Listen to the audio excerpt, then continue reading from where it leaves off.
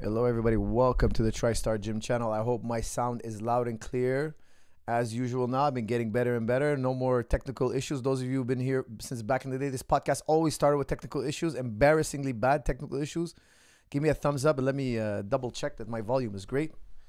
Mr. Dre, welcome, everybody. Hello, welcome. Yeah, here for the start. Thank you very much. All right, guys. Thank you very much. Salam alaikum, shalom, peace to everybody. Thank you all for tuning in. Thank you very, very much, Ahmed. Thank you, guys. All right, guys. I want to give you my thoughts on the Jiri Prochazka. Forgive me for not saying his name correctly. I'm doing my best here. And Glover Teixeira. What a fight. We all saw it. We're all blown away. It's one of the greatest title fights in history. One of the best title fights ever. I was amazed. I was amazed at what I saw. I thought it was an incredible...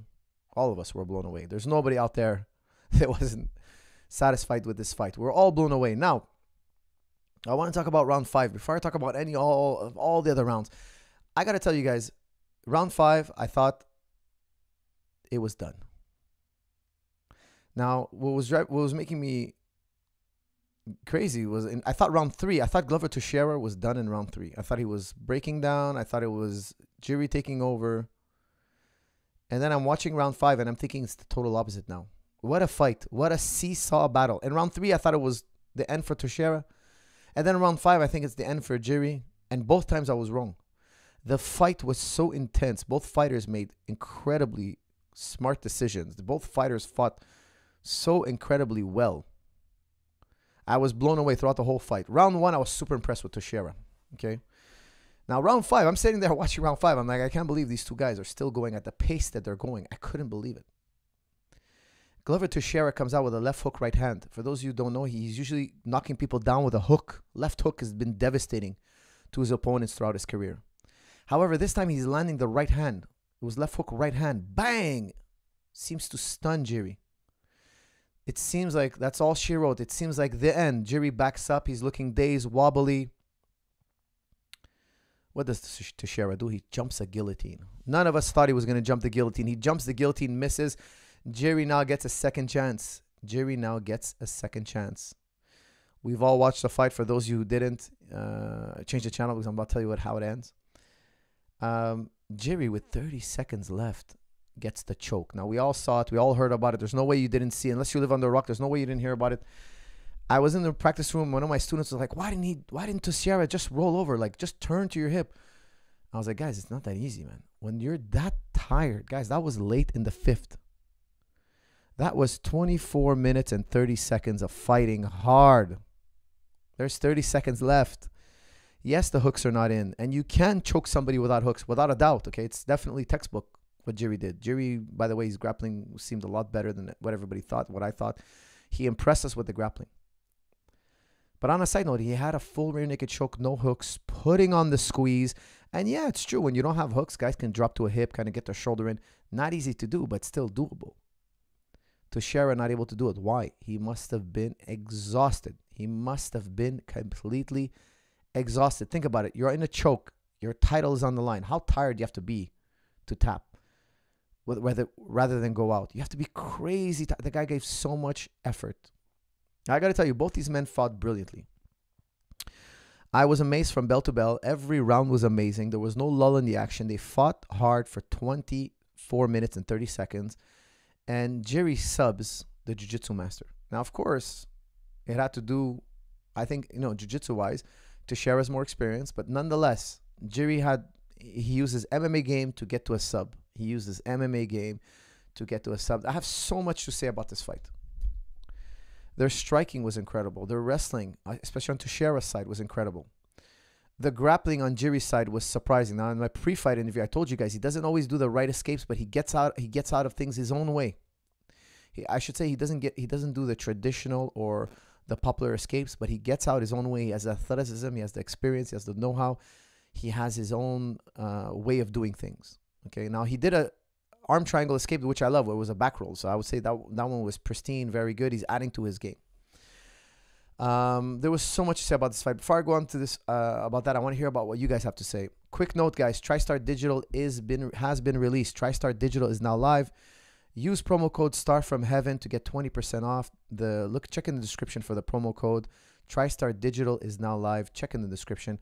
Also, Jiu-Jitsu Club. I just released a bunch of videos. I released volume 4 of Advanced Basics, Chokes Made Easy. Okay, so chokes, you learn all the top chokes in that video. And also, we've released now Edgar Screever kicking video. So have new striking. Edgar Screever, multiple time world champion, great striker. He's showing you all his kicking drills.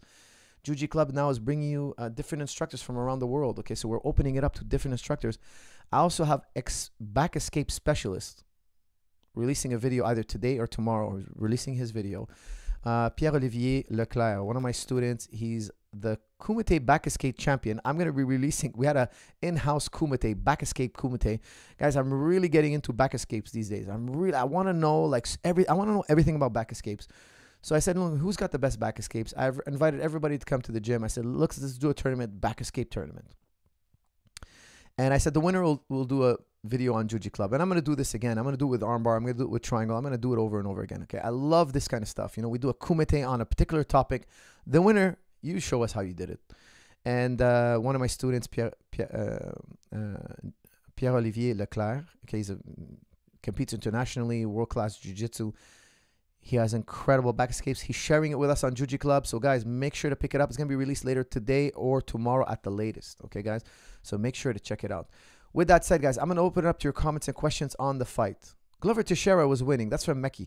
Guys, personally, I had a 2-2 going into the 5th. Now, I understand a lot of you guys, a lot of people had it, was it 3-1? Okay, for Teixeira. I had a 2-2 personally. The 5th round, Glover was winning. So I agree with you. He was winning. He was winning. With the fifth round, I had it in the bag for Glover. There's no way he could lose this fight unless he gets finished. Like, there wasn't enough time for Jiri. Unless Jiri knocked him down and he got back up and knocked him down. Like, outside of finishing him, I didn't see him winning. I thought maybe you can KO him, not sub him. Sub him would be maybe a difficult thing. Because Teixeira is so good at escapes and so good at jiu-jitsu. And no, he did it. Okay, now it's not impossible, it's just statistically unlikely. You know, he's a knockout artist. 90% of his fights end by KO, right? Roughly 90%. So it wouldn't be crazy. Now, statistics, you guys, statistics don't mean that's what's gonna happen. Just telling you what's more likely. Okay, Coach, you said ETH was gonna hit 20K this year. Major Allen, let's talk about crypto later, guys. I'm a crypto believer. I'm still a crypto believer. This is my 5th crash. Sorry, I shouldn't call it a dip. I said crash. Guys, I've been in crypto since like when Bitcoin was at $500. Okay, so I'm telling you guys, this is my 5th crash. I'm not worried at all. But let's talk about crypto a little bit later. And yes, I still think Ether is going to go to 10K. Okay, now we'll talk about that in a little bit. 2-2 going into the 5th with Glover winning 5th clearly. That's from Umar Sheikh. Exactly how I had it. Okay, now I heard after, but people were saying that the judges had it for Glover. So meaning the 5th round was never scored, right? So I don't see. I personally thought it was 2-2. Teixeira won round 1. He won round 4 after, if I remember correctly, and then we had the 5th round, Glover Teixeira. Incredible performance in round 5. But again, incredible resiliency and performance from Jiri.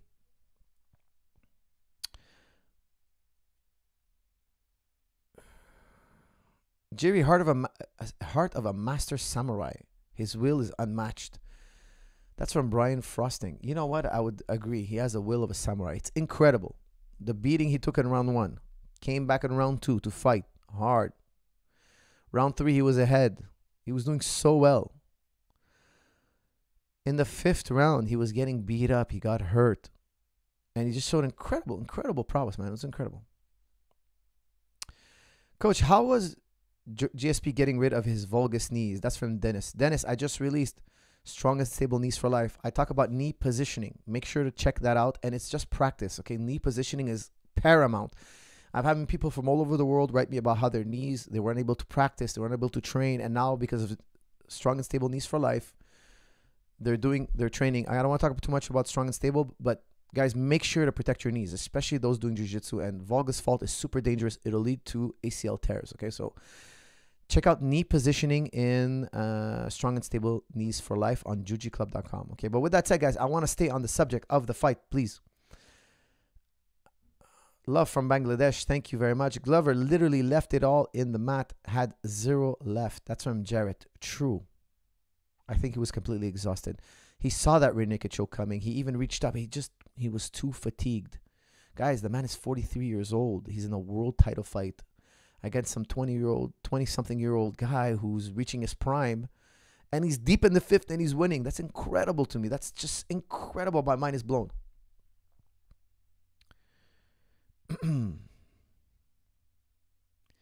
Does Teixeira have a chance at the belt again? That's from Muhammad Zia. Guys, if they fought again, I would pick Jiri again. I picked Jiri first. I'll pick him again. However, I think there should be a rematch because the fight was so close. The champ, in my opinion, should get a rematch unless he gets destroyed and, he gets beat up for 15, 20 minutes, then gets finished, and there was no hope of him winning. And we just saw total shutout. I would say, okay, maybe he doesn't, maybe he's past his prime and he's not the champ no more. And no, the fight is that close, that entertaining. You have to have a 2.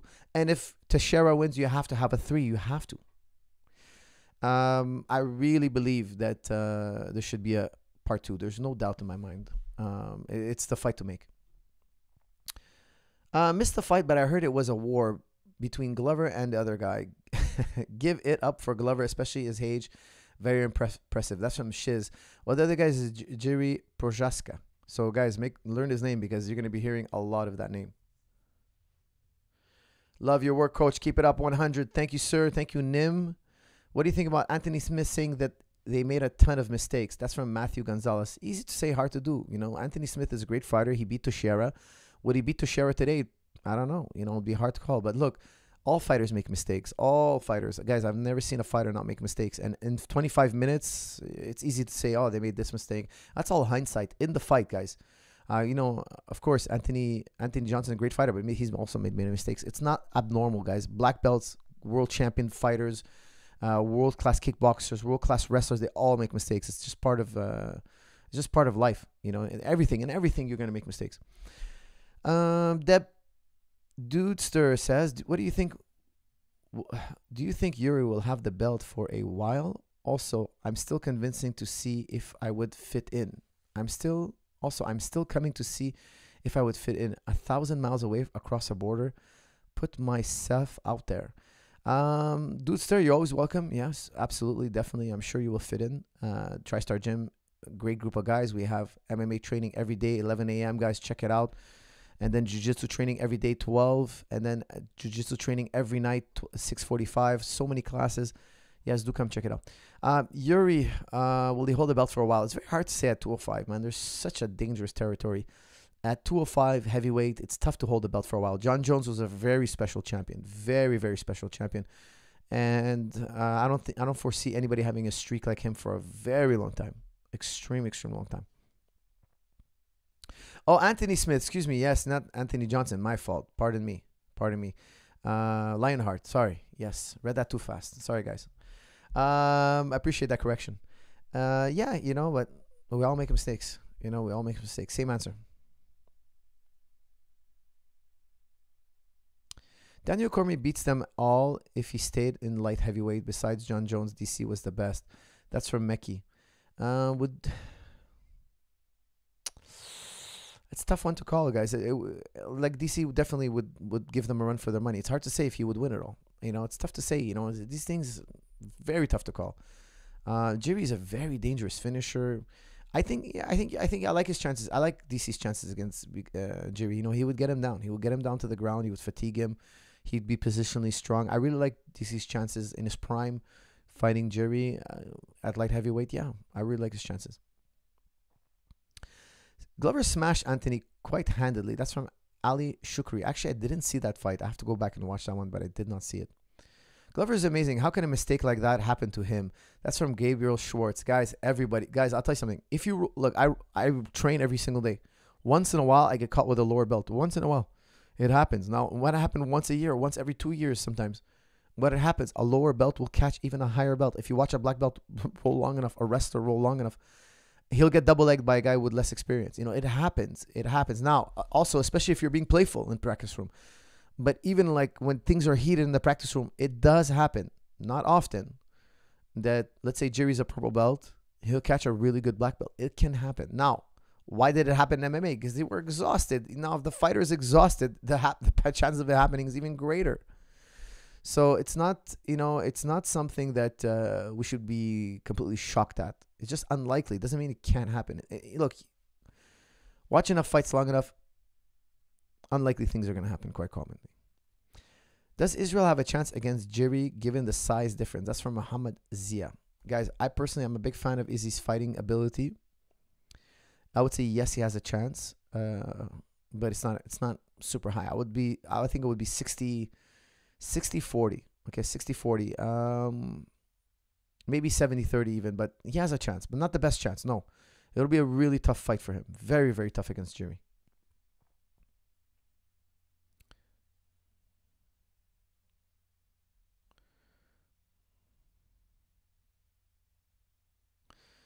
Jacob More. Can you talk about the fake tapping Jiri was doing during the match? A question mark. Guys, I did see like a weird tap. Even, oh, excuse me. Hey guys, this is the wifey. Give me 1 second here, gentlemen. I'll be right back in 5 seconds.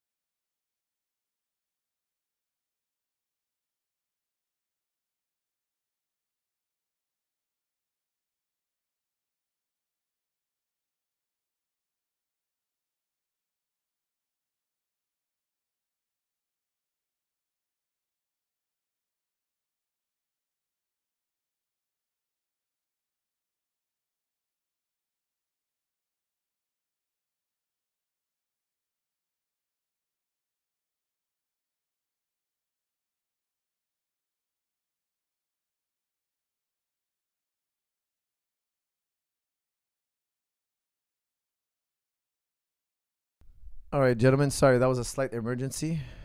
Slight little emergency. Guys, doing this is cheaper than a divorce lawyer. Learn from your trainer. Learn from your trainer, guys. I always make my decisions. I always tell my wife, economics.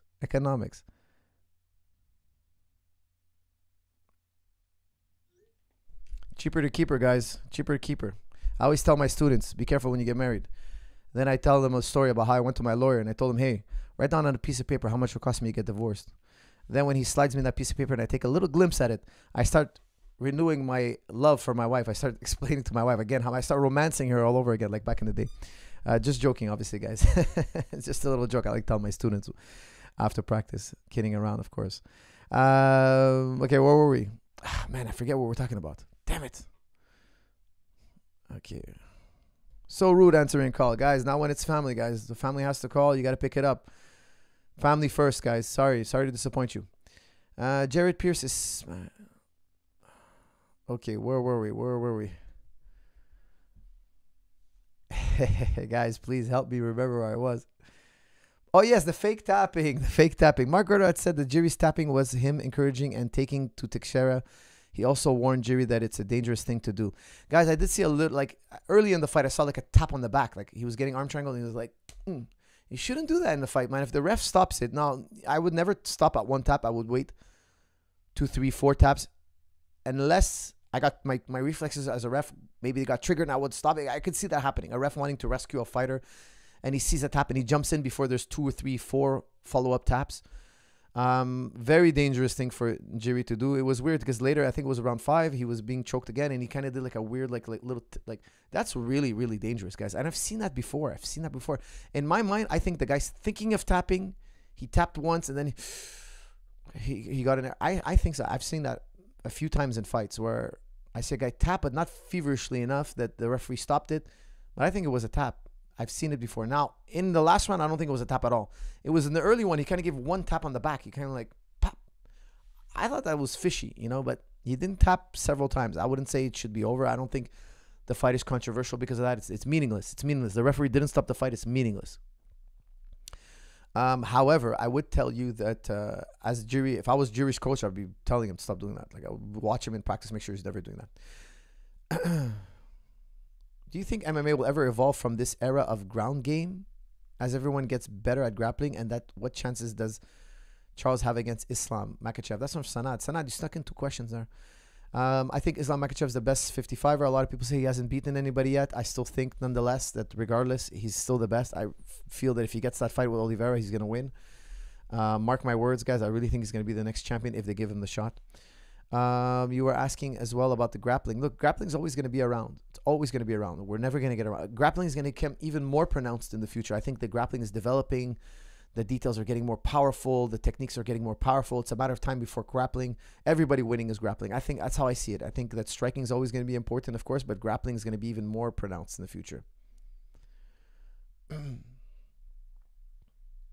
Do you think Glover is done due to his age? That's from Ahmed. I would say he needs to fight Jiri one more time, at least. I wouldn't retire now. I think it's very winnable. It's doable. Even though I'll pick Jiri again, I still think it's a possible fight for him. He can win. He needs to do it soon before Jiri gets any better.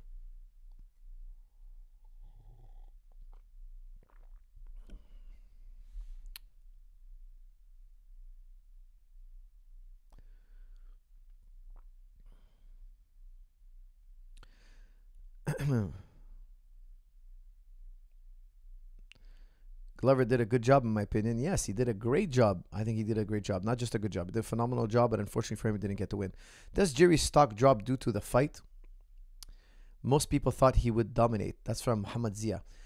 Maybe a little of his mystique, but I have more respect and admiration for him after that, because not only that, a lot of times guys who win in first 2 rounds, they KO guys a lot. Sometimes they've never been in a dog fight. They don't know what it is, etc. But Jiri had a very hard fight in the UFC against, I'm forgetting the name now, Reyes, of course. It was a dog fight. Second round was a dog fight.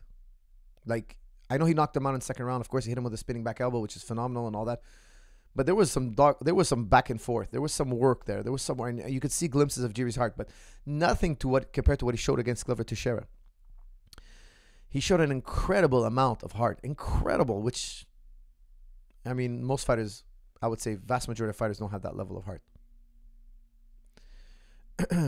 Ahmad Jidu Hamoud. Oh, thank you very much. No question, but thank you very much. Jiri versus Kumaro. That's from Jacob. Well, pound for pound. We're talking about pound for pound. Not, obviously, they're completely different weight classes. Pound for pound, I'll pick Kumaro. Kumaro would be too dangerous, too complete.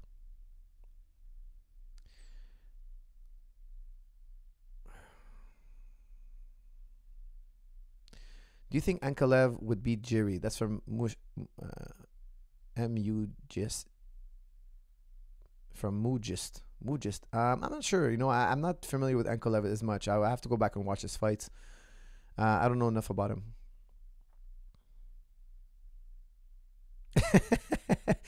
Coach, do you think there's an overemphasis on muscle building in our society and also in fighting? That's from Hello.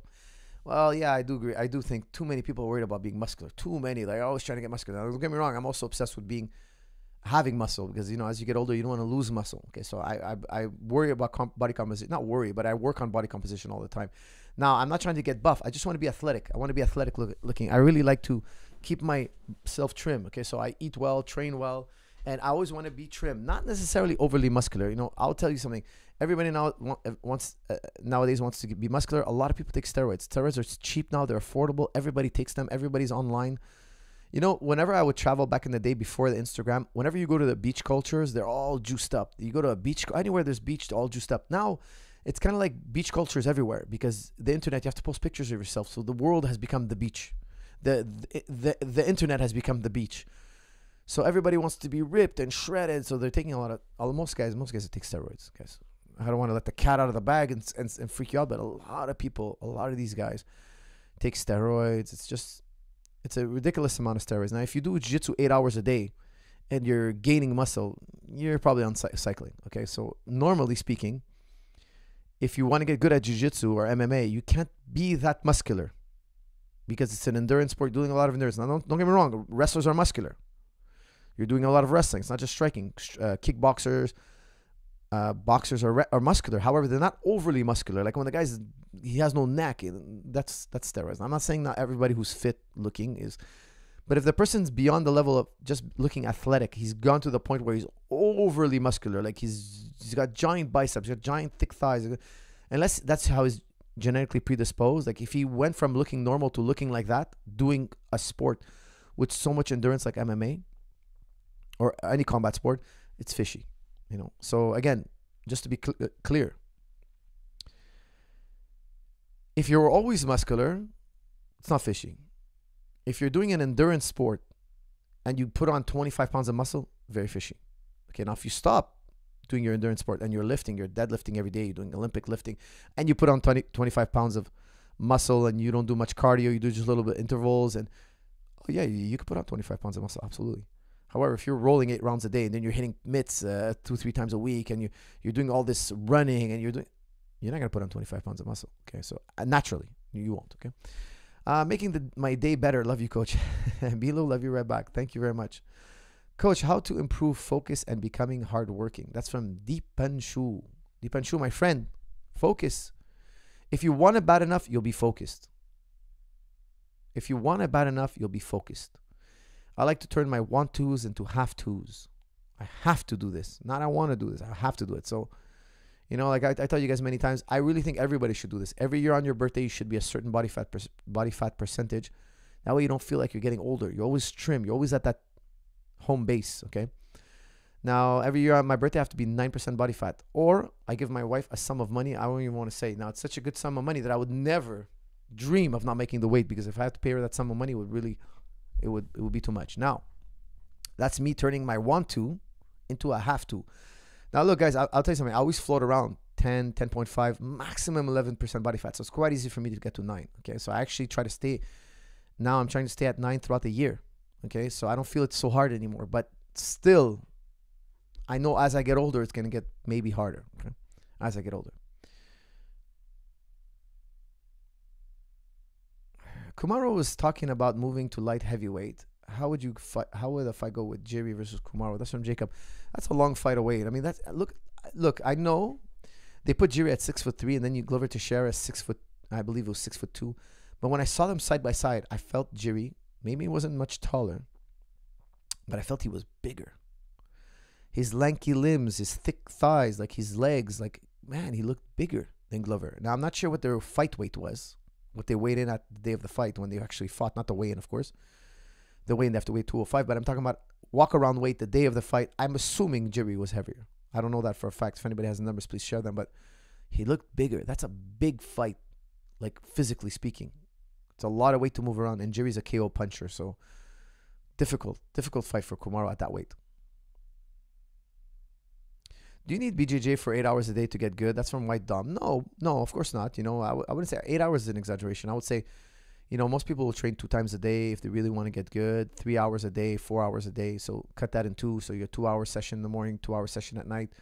You're fluctuating between, excuse me, 3 to 4 hours. I go in twice a day, and I don't necessarily roll twice a day, but I'll drill twice a day. And then if I don't roll, I'll do abs, or I'll do back, or I'll do some fitness. Okay, if the days I'm feeling sore, I do a lot of stability training. So in a strong and stable program, guys, check it out.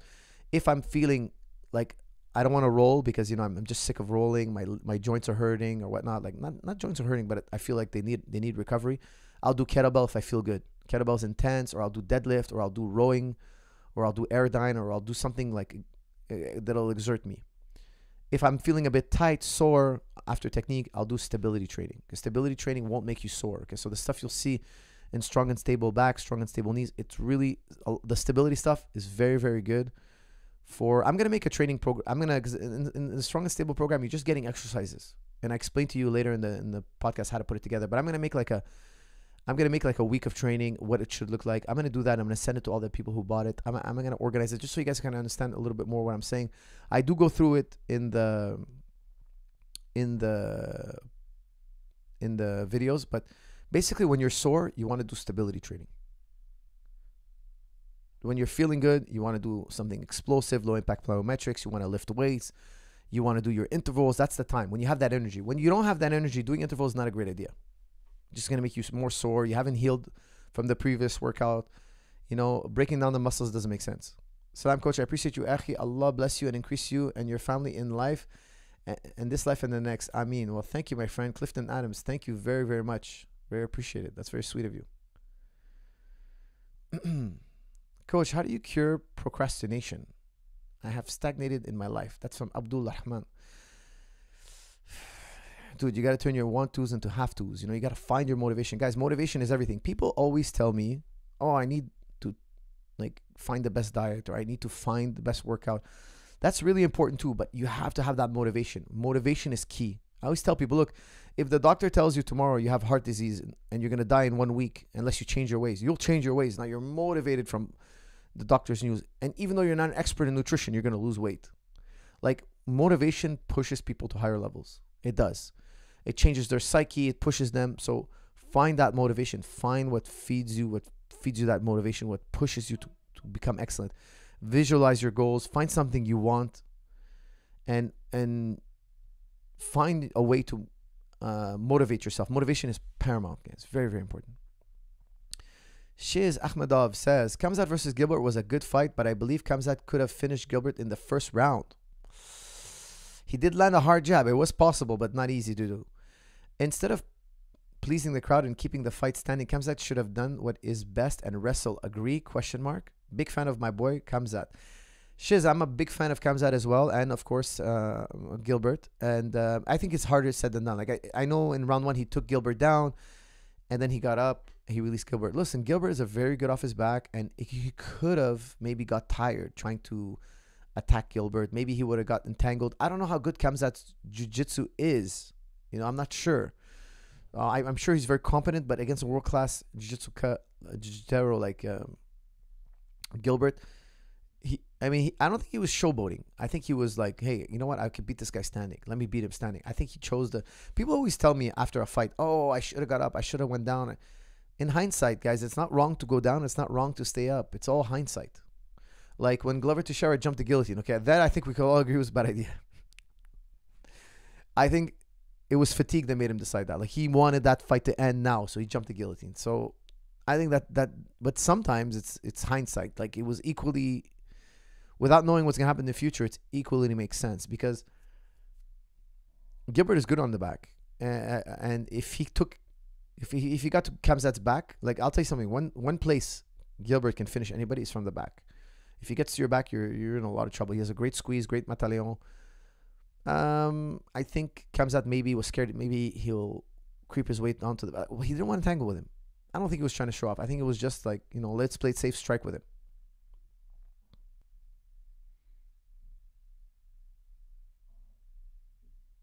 Is the ab wheel a good workout? That's from White Dom. I absolutely love the ab wheel. I think it's one of the best ways to do your abs if you do it correctly.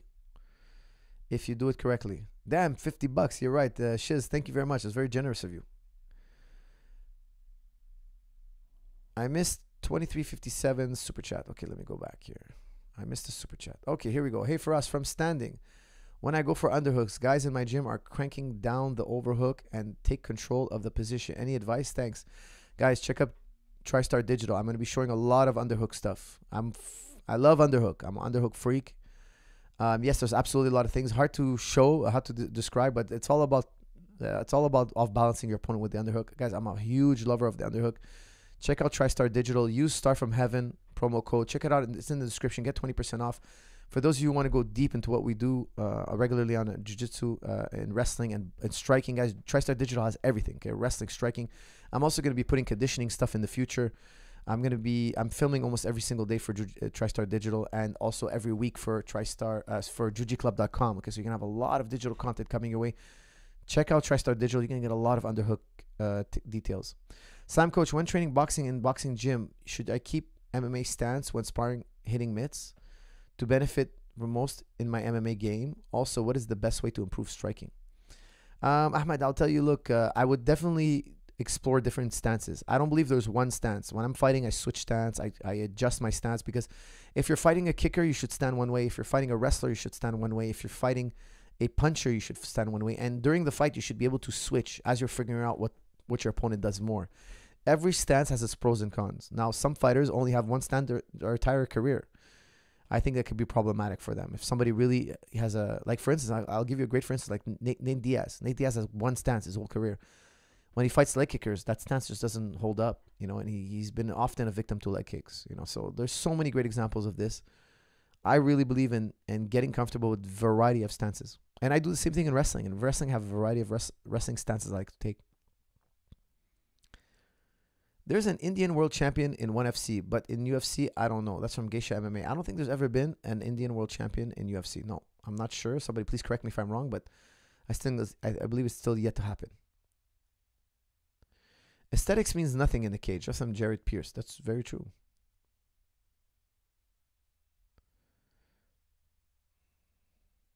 It's so easy to get steroids. That's from Kebab.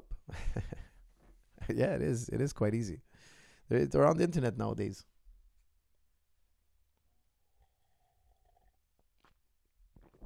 Every Joe Blow has some company online. Do you know any methods to help build durability in the fist besides the heavy bag? Thanks in advance, coach. That's from Sparky Nopal. The best reference for that is look at the karate experts. Okay, they do a lot of different things for their hands. They have incredible knuckles.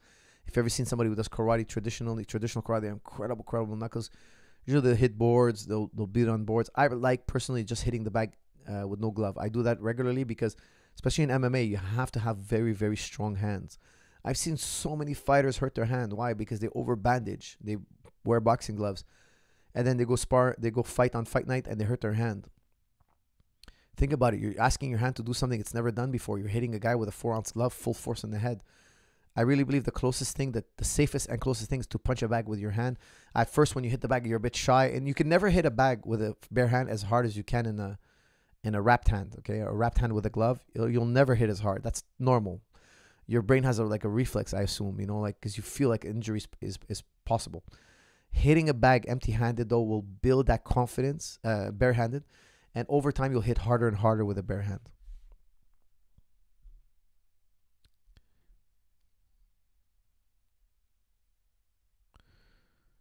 Okay, guys, well, how deep are we in? We're 37 minutes in. Somebody had asked me about crypto earlier and wanted me to talk about crypto. Guys, let me play for you a video I absolutely love.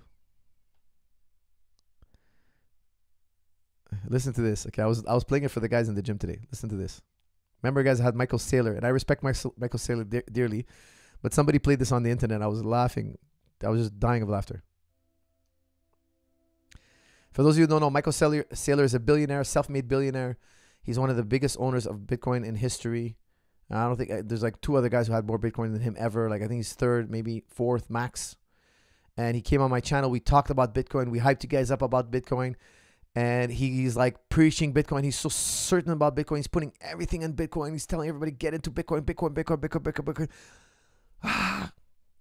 I like the guy. I trust. He's right. I still think he's right. A crash is... Guys, this is my 5th crash. Look at my hands. They're not shaking. I never sold a Bitcoin in my life. Okay? But listen to this. It's hilarious. This is Michael Saylor, okay? The Bitcoin visionary. Which one's the best crypto asset? Well, Bitcoin's the best crypto asset. Okay.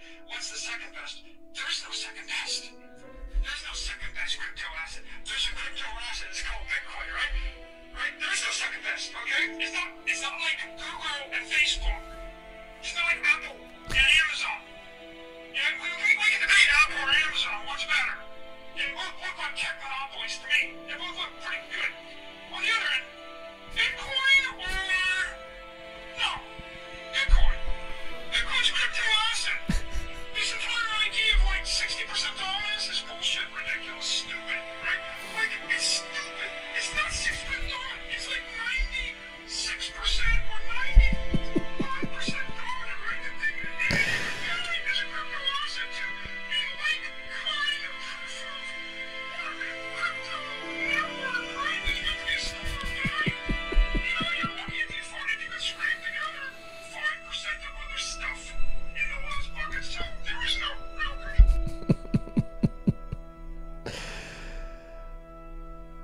Guys, when I first heard that, I was dying of laughter. Basically, I don't know if it came off well, but they synthesized his voice to make him sound squeaky. Bitcoin asset. People are really pissed with Michael Saylor. People are really pissed with Michael Saylor. People are like, hey, man, I put money because of you. You pumped us up. And now there's a crash. Guys, it's not Michael Saylor's fault. The market crashed. Everything crashed. The market crashed and crypto crashed. And people don't want to buy something that crashes when the market crashes. Okay, they're always often looking for something to mitigate their losses if ever the market crashes. Okay, markets crash, Every 15, 20 years, 10 years sometimes, there's going to be a market crash. It can't go up forever. When there's a market crash and it hits what you think is the bottom, now's the time to get in, right? Everybody knows this. Sailor, like everybody else, doesn't know when the market is going to crash. Neither do I. Nobody knows. Now, the market's crashing right now. Okay, they're calling a recession. They're calling that everything's bad's going to happen. Bitcoin was supposed to be made to resist this kind of stuff, right? However, it's not. Doesn't surprise me because it's so short term. If Bitcoin doesn't bounce back in the future, then I would be really shocked, because I'm thinking crypto crash because everybody's panicking. Interest rates are coming up. Everybody's panicking. Everybody's liquidating. It's a panic. People are panicking, in my opinion. Again, I'm not an expert in the market, but in my opinion, just people are panicking. I will never sell my Bitcoin. I rather Bitcoin, I tell the guys all the time, I rather my Bitcoin go to zero and I write it down to zero than me sell it. Why? Number one, I don't never put more money than I'm willing to lose. Okay, so I don't put more money than I'm willing to lose. For me, I forgot about it and it's growing or it's not growing. I forgot about it. I don't watch it every day and I don't obsess over it. I think it's going to survive this crash like it survived the 4 other crashes I went through. I just didn't mind it. I didn't think about it. Why? Because I'm into crypto long term. Michael Saylor is not wrong, because Michael Saylor said, he said even on my channel, came here on my channel, we had a 1 hour plus discussion, and he said, look, if your time horizon is less than 4 years, don't go into crypto. Okay, so if you buy crypto, in my opinion, in 4 years, you haven't lost. You're just losing now. It's normal. You bought at 50K, you bought at 60K. Guys, I kept buying. I bought from 500 all the way up to 60K. I was still buying. Small amounts, you know, money I want to put on the side. I still believe it's going to go to $1 million a coin eventually down the line. Guys, I'm talking long term. However, it wouldn't surprise me if 365 days from now, it's at 100,000. It wouldn't surprise me at all. I've seen it done in the past. Like you'll see Bitcoin. Bitcoin is incredibly volatile. It does the craziest things. Now, just a year ago, 2 years ago, we were celebrating 30,000. Now it hit 20,000. It's gonna pass 20. It's gonna pass. In my opinion, it's gonna leapfrog 30,000. No problem. People are gonna start buying again. The economy is crashing now. Once interest rates, once people get settled again, once the market starts to climb again, Bitcoin is gonna skyrocket. Now's the time to buy, in my opinion, guys. It's always like that. When there's blood in the water, wait. When you think you hit the bottom, it's time to buy. Crypto is gonna skyrocket. Again, still just my opinion, guys. Not financial advice. Do your thing. Do your own research. Figure out your own way. Personally, my number one rule is I never put more money than I'm willing to lose. So for me, if tomorrow it went to zero, I still wouldn't panic. Like I would just be like, wow, you know, I'm surprised. I'll tell you guys, I was wrong and I'm shocked. I don't think it. This is my 5th crash, guys. 5th time I've seen Bitcoin drop from 100% to 80% down. It's reach a new high, then go 80% down. Reach a new high, crash to 80%. It's my 5th time. I'm not shocked at all.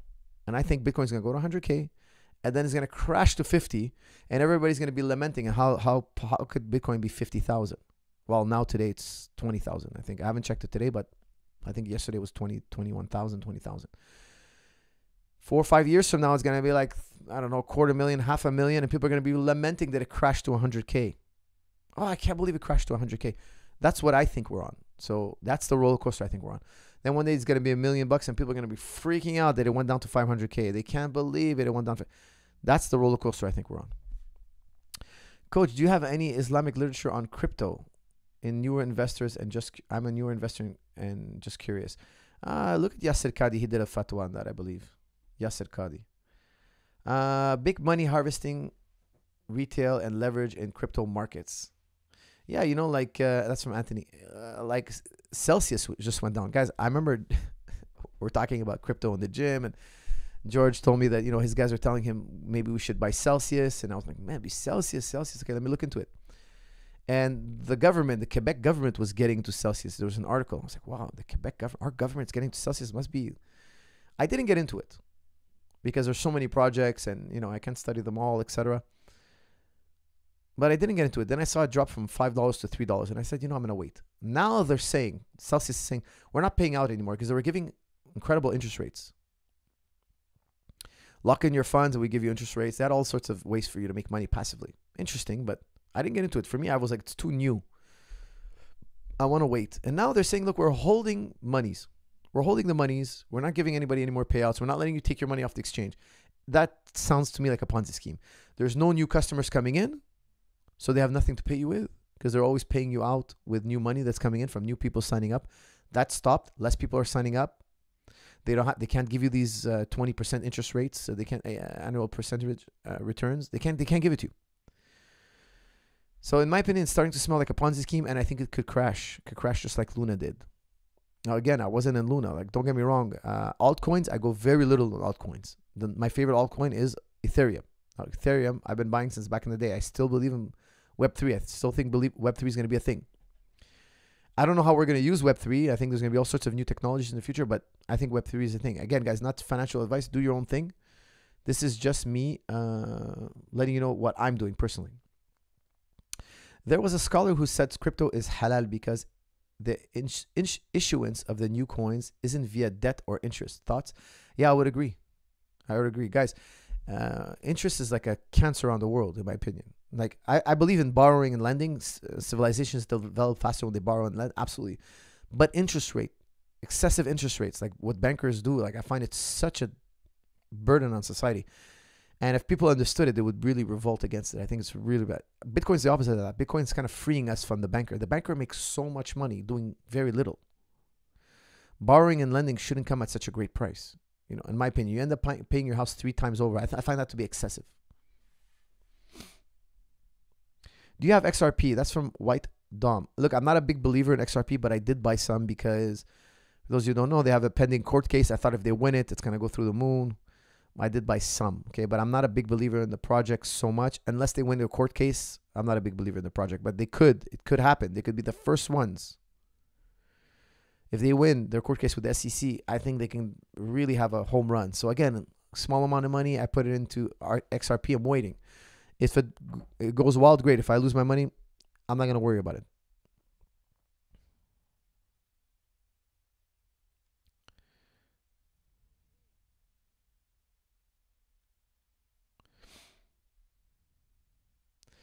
Coach, you still bullish on Crow long term? That's from Todi. Yes. Look, I think their app is not the best yet, but it's going to get there. I love 2 things. If the marketing is strong and the app is the technology is great, easy to use, fun to use. Like if you look at Apple, I found like I hated Apple at first because there was no keyboard. I like BlackBerry, but I loved how easy it was to use Apple. So intuitive, and I love the little like the way the phone worked. But I hated the typing. I wasn't good at typing without buttons. I needed a physical button to push. I eventually made the jump. Why? Because it was so fun to use as iPhone. iPhone was so like, BlackBerry can do everything iPhone does. It just wasn't as cool, as fun. Okay, so I think that the Crow app needs some time. It'll develop and it'll become better. But the marketing is a 9.9 on 10. Like they bought the rights to market on the Staples Center. It's now the Crow, crypto.com. I think that's huge. And they have it for 20 years. So now it's at like 13 cents. It won't shock me if tomorrow in the future it goes 100x. It won't shock me. Once the app is really good, once crypto was hot again, I've bought Crow. I'm going to buy some again in the future. You know, once I have a little extra cash to put around. Crow is in my opinion, guys, again, this is just my opinion, take it or leave it. I think it's going to be around for a long, long time. With altcoins, guys, it's a hit or miss. 95% of them, 99% of them are going to crash. Is Crow going to make it? I don't know. I'm speculating. I have no idea. I don't know. But I like it because they made such a strong commitment in marketing. Now, the app, once it reaches that level, so I would say they're a 9.9 on marketing. Let's call it a 9 on 10. Once the app gets to 9 on 10, it's going to be incredible.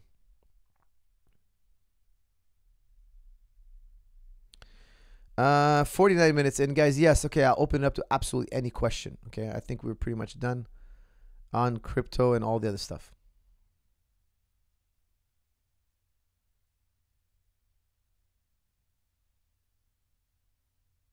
Do you have any tips on stuttering? I will tell you, record your speech. You have a speech to give. Record your speech. Listen to your speech. And then re-record it again. And listen to it again. You'll find all sorts of mistakes you make. And then you'll memorize it even better. So you won't stutter so much. When you know already what to say, you won't stutter so much. Okay, I've given several lectures and talks, and I like to use this method. Record it. give it a rest, listen to it the next day. You'll see all sorts of mistakes you made. Repeat the process over and over again until you perfect it. Okay, we got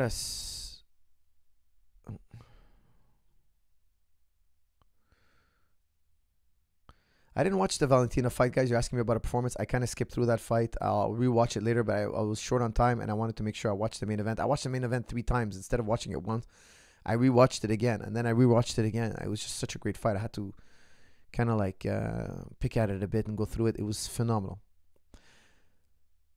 Do you accept the law of excluded middle, and why? Oh, man, you're bringing back to Aristotle here. Excluded middle, I have to look it up again. It's like something's either true or false. It has to be one or the other. I don't really use that term anymore. Hold on one second.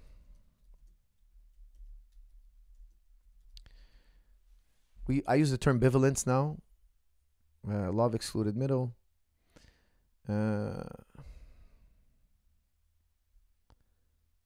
It's either true or false. It can't be. Law of excluded middle. It has to be true or false. It can't be either. Anything else. It has to be true or it has to be false.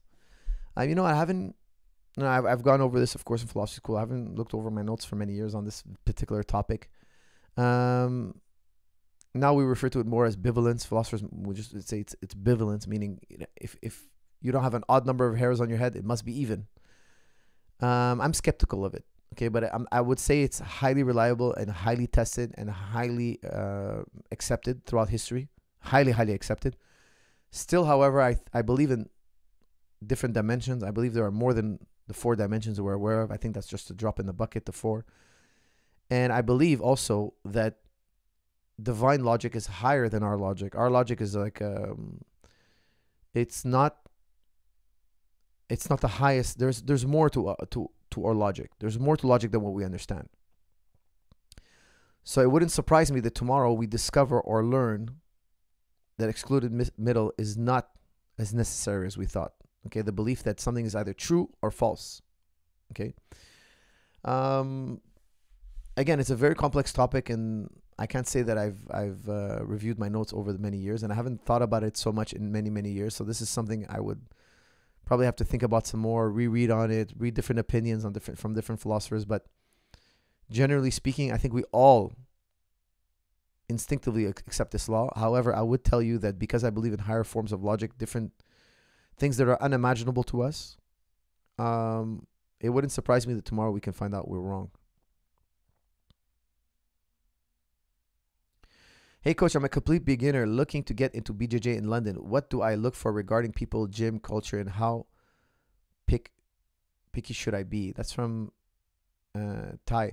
Ty, I would tell you, look, find a school. If the teacher is really, really good, when he teaches, you totally understand what he's trying to tell you. Like, I have a basics class. Okay, basics is so important.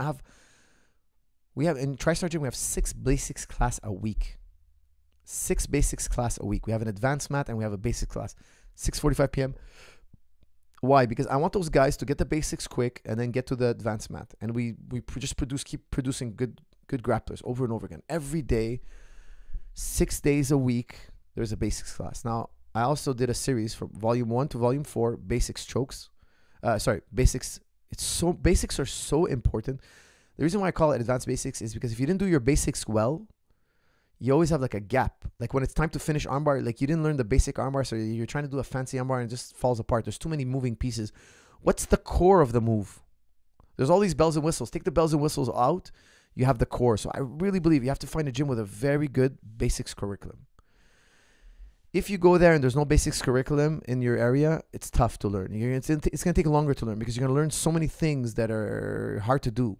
Jiu-Jitsu is complicated. So I like to dim it down, dim the lights down, like make it really easy.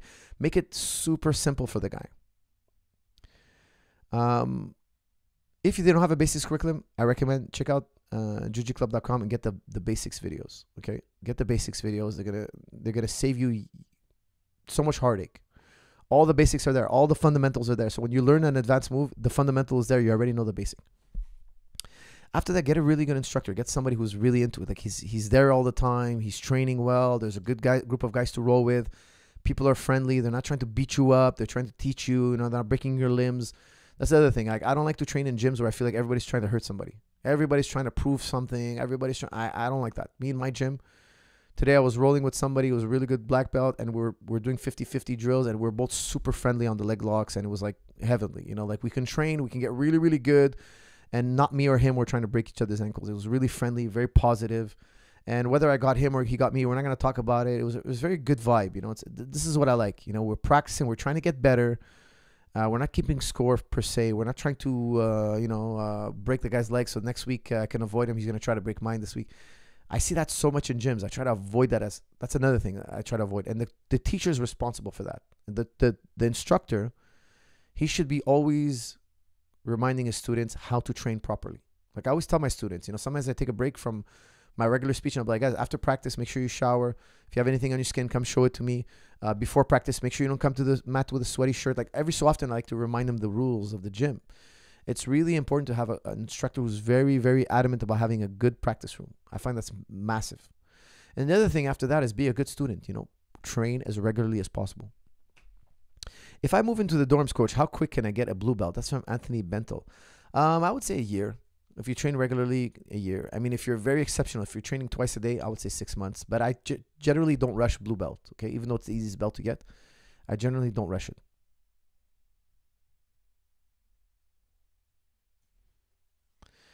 Damn, he discussed his philosophy in a previous video. I have not been able to find it, but it makes a lot of sense. That's why I ask. That's from Ialolo. I'm not sure what you're referring to, but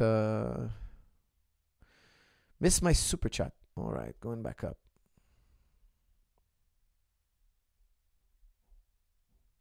Killing sickness. Coach, which gym in Thailand do you recommend? Would be an honor to train where you and the star from heaven once did. Killing sickness, that's very sweet of you. We used to train at Bocholosong in Korat. So I also trained in Bangkok, but I couldn't even tell you the name of the gym. I trained with Ajahn Wan, who recently passed. And of course, star from heaven, Peter Sisonfu, who also recently passed. And Sagat Pechendi. So Sagat Pechendi right now is still alive. I train with him. He's an 11-time world champion. I would recommend you look for him on the internet, find him, see if you can contact him. And if you can get a chance to train with him, absolutely train with him. He's, I'm sure he's still out there in the gyms every so often.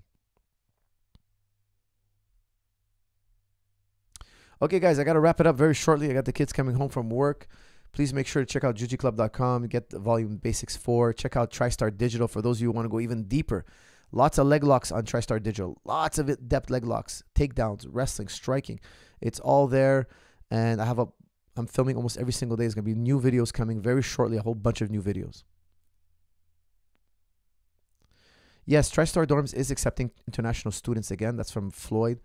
Check out tsdorms@gmail.com. Okay, write them an email, tsdorms@gmail.com. And yes, we're training fully, guys. The gym is fully open. I got a professional fight every single week for 4 weeks, then 1 week off, then another professional fight. I'm traveling again like before, guys. Things are fully open. Guys are prepping for fights. Okay, we got professional sparrings Mondays and Tuesdays. Those of you who want to spar professionally, Tuesdays and Thursdays at 11 a.m. Tuesday and Friday at 11 a.m. Everybody's sparring, big gloves. The other days at 11 a.m. we're doing MMA, small gloves training, all sorts of stuff, cage wrestling. It's all there. We're doing full curriculum as usual. Okay, guys, we're going to be wrapping it up shortly. Let's finish it up on a fun question.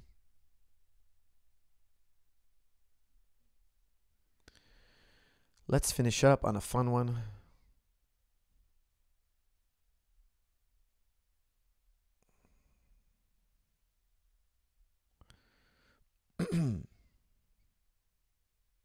Any tips on reading more efficiently? That's from Zaid. Look, I'll tell you something. Reading is tough. Like, reading for an hour, it takes a lot of endurance. Like, it's rare I'll read for 3-4 hours. Very rare. Physically read. Like, I have 1 hour in me and then I'm tired.